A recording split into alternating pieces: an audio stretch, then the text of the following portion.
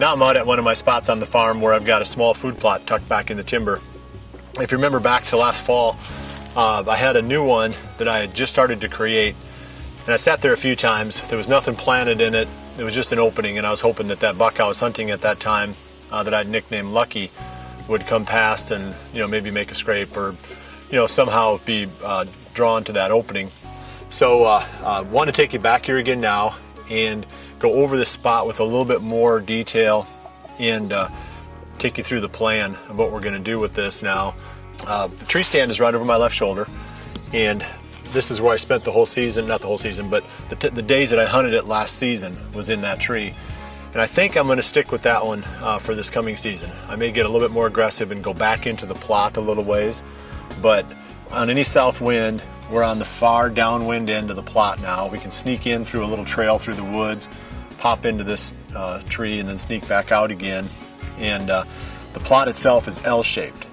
And I do like an L-shaped plot because sometimes you're going to have deer on the opposite side of the L that have no concept that you're in there sneaking away, and it helps to break up the food plot into two pieces and allows you to hunt it maybe a little bit bigger than the actual physical size of the plot. This plot will be no more than a half an acre when we're done, probably even a little bit less than that. So let's take a look at it.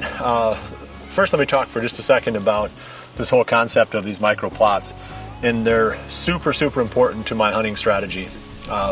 What we've found over the years is that the deer have to have something to orient to when they're traveling. Obviously you can set up on funnels, those always work. During the early and late season you can set up on food, but during the rut, another area that seems to do well all day long are these little small openings that you create back in the cover. And I like to have food in them because that just gives the does a reason to pop in there mornings and evenings, and then that gives the bucks, obviously if the does are popping in there, it gives the bucks a reason to come and check the spot out too.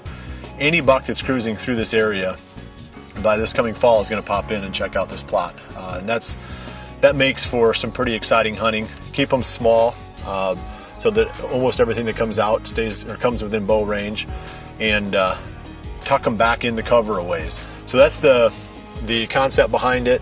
We're going to talk more about poor man plots in the coming episodes. These are the ones that you can make with just a little bit of sweat and not very much equipment and not very much money.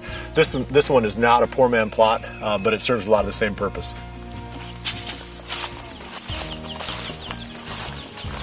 Okay, like I said, this is just an L-shaped plot, and we've already done some work in here. I came in back in, maybe early October last year and cleared out a section of it.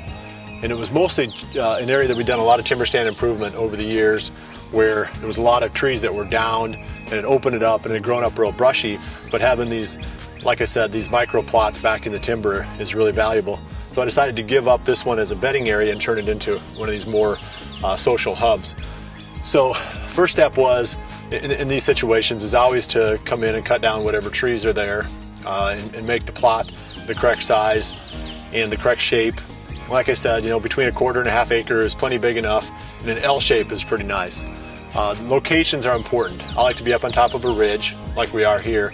You get down in the valley and you run into that swirling winds, like we've been talking about in the past few episodes. So you want to map that out first. Make sure that you're going to be able to get into and out of the spot without bumping into a lot of deer. Make sure that when you're sitting in there, you're going to have some kind of a foolproof wind where you're not going to get picked off by a lot of deer while you're in the stand.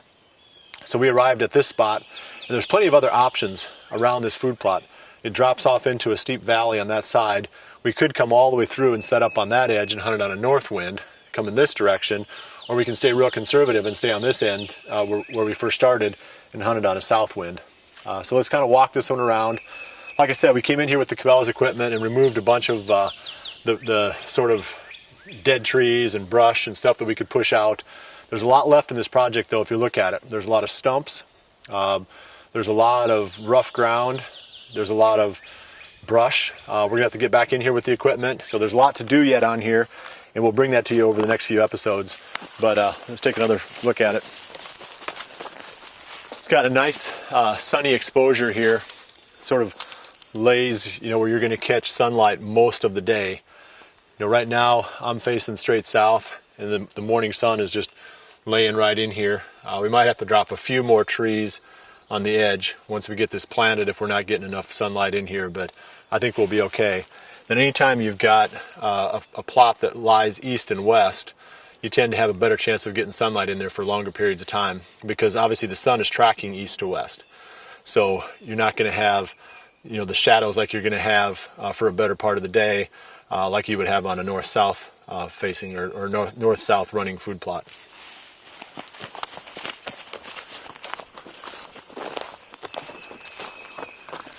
Okay, we're at the corner right here, and I can see a few more trees I'm going to take out. You know, maybe this little small shingle oak. There's another shingle oak a little bit further back in there. I won't take out that big one there. And then we'll kind of wrap in, make a little small end to it there. So I'd say right now I'm standing about 60 yards, roughly maybe 55 to 60 yards away from the tree stand. It's probably another 40 yards or so, 45 yards down to the end of the plot.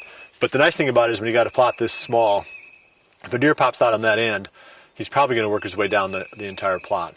You need to get on these things, because now's the time. I'm a little bit reluctant to start spraying right now. That's going to be a step that we're going to use pretty soon on the poor man plot.